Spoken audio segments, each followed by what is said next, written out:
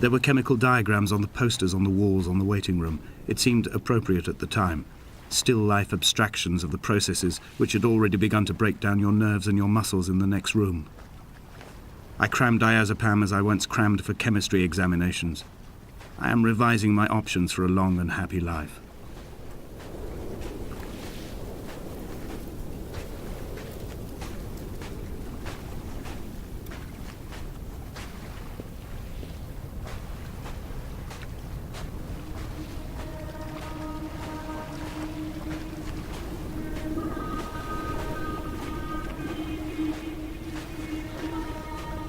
From here, I can see my armada.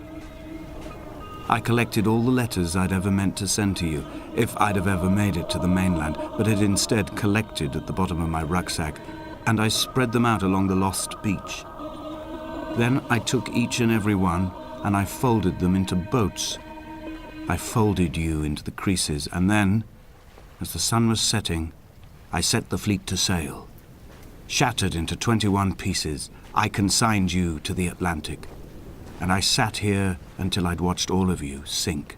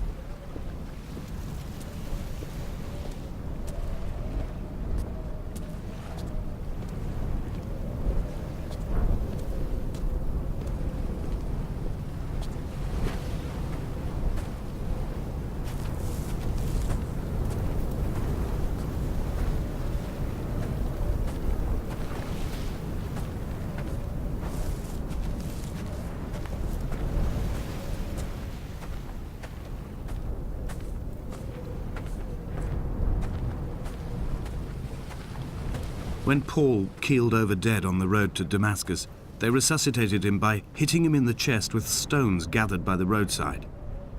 He was lifeless for 21 minutes, certainly long enough for the oxygen levels in his brain to have decreased and caused hallucinations and delusions of transcendence.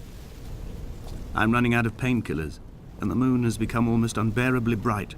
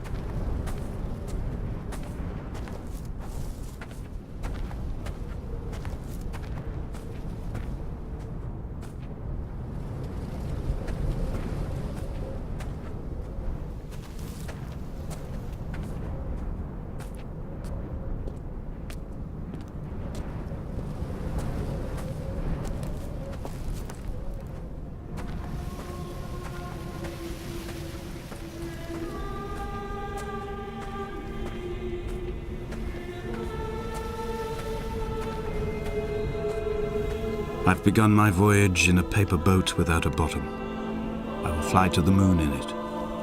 I've been folded along a crease in time, a weakness in the sheet of life. Now you've settled on the opposite side of the paper to me. I can see your traces in the ink that soaks through the fiber, the pulped vegetation. When we become waterlogged and the cage disintegrates, we will intermingle. When this paper aeroplane leaves the cliff edge and carves parallel vapor trails in the dark, we will come together.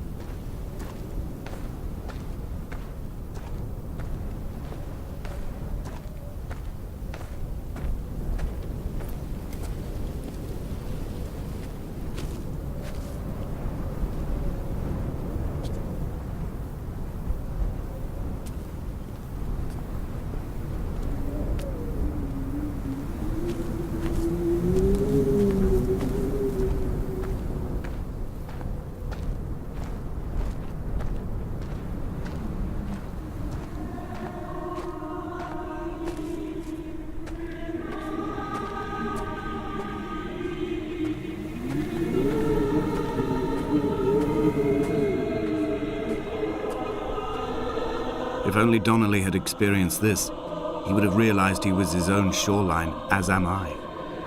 Just as I am becoming this island, so he became his syphilis, retreating into the burning synapses, the stones, the infection.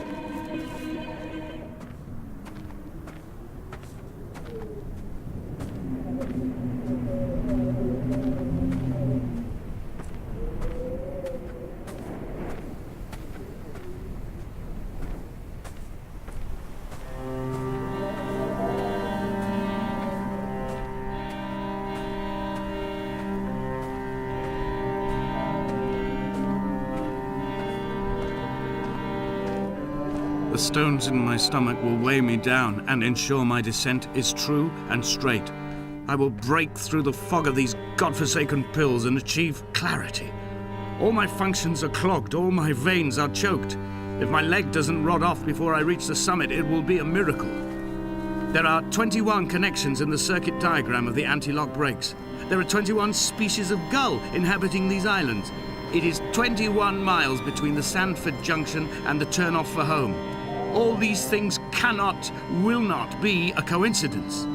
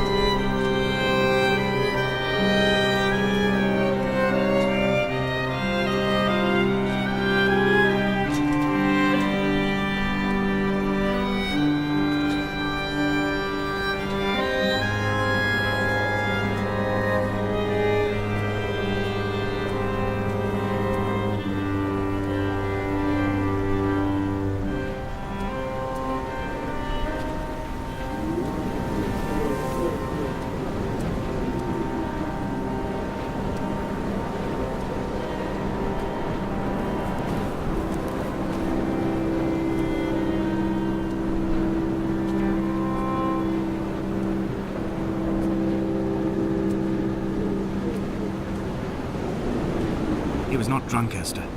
He was not drunk at all. He had not drunk with Donnelly or spat Jacobson back at the sea. He had not careered across the lost shores and terminal beaches of this nascent archipelago. He did not intend his bonnet to be crumpled like a spent tissue by the impact. His windscreen was not star-studded all over like a map of the heavens.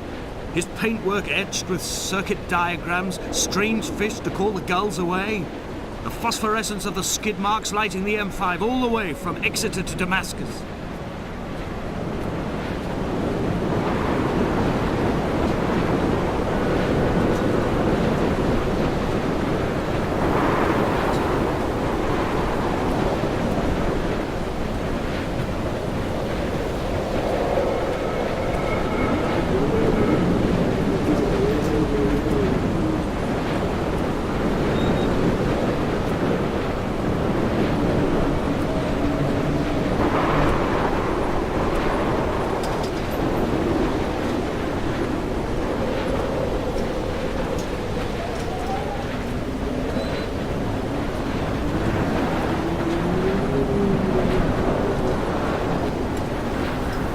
We will leave twin vapor trails in the air, white lines etched into these rocks.